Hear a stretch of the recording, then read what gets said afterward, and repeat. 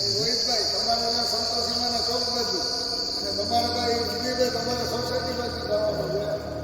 ભાઈ ફેરાભાઈ તમારા મળવાપાડામાં ગાડી બધા છૂટા પડીને પાછા સૌ ગલીઓ બધા ફેરવી નાખો.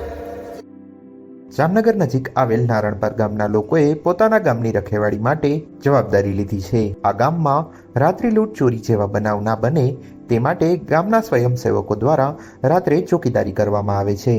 શિયાળાના 4 માસ સુધી રાત્રિ દરમિયાન ગામના લોકો રાત્રે જાગીને પહેરેદારી કરે છે.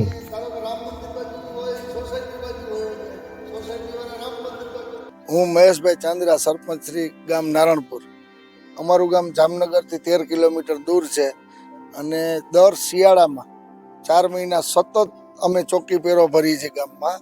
અમારા જે વડવાઓએ ચાલુ કરેલું દશકો પહેલાં એ પરંપરા અમે હજી જાળવી રાખીએ. ભૂતકાળમાં ઘણી બધી ચોરીઓ ગામમાં થતી, સીમમાં થતી, એટલે એને અનુસંધાને અમારા વડવાઓએ પરંપરા જાળવી હતી અને ઘર દીઠ એક વ્યક્તિને ફરજિયાત મહિનામાં 2 વાર વારો આવે એ રીતનું અમે આયોજન કરેલું છે. ગામમાં ટોટલ 300 માણસની ટીમ અમે બનાવેલી છે અને રોજ 18 જણાનો વારો હોય અને જો કોઈ ન આવી શકે તો એને 300 રૂપિયા દંડ અથવા એની સામે વ્યક્તિ મૂકી દેવાની એવું આયોજન કરેલ છે. જામનગર તાલુકાના નારણપર ગામ આ ગામમાં કોઈ લૂંટ ચોરી કે અનિચ્છનીય બનાવ ના બને તે માટે ગ્રામજનોએ જવાબદારી લીધી છે. આ ગામમાં અગાઉ વર્ષોથી ગામની રખેવાળી ગ્રામજનો જ કરે છે. ગ્રામજનોએ એક થઈને પોતાના ગામની સુરક્ષાની જવાબદારી સ્વેચ્છાએ સ્વીકારી છે.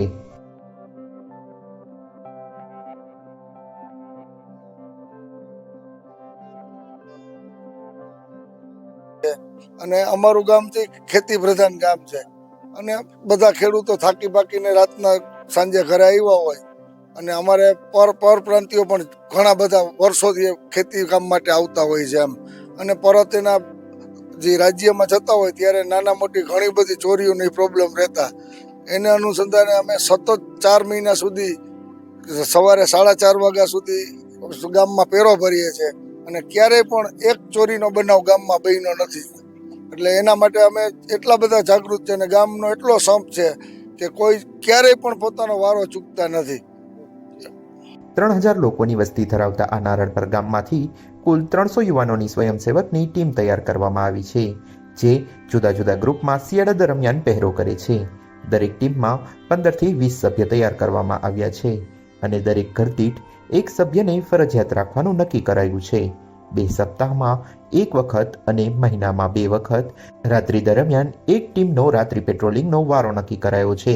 જો કોઈ સભ્ય પોતાના નિયત દિવસે ન આવે તો તેના પાસેથી 300 રૂપિયા જેટલો દંડ વસૂલવામાં આવે છે અથવા તો અવેજીમાં અન્ય વ્યક્તિને હાજર રાખવા માટેનો નિયમ બનાવવામાં આવ્યો છે.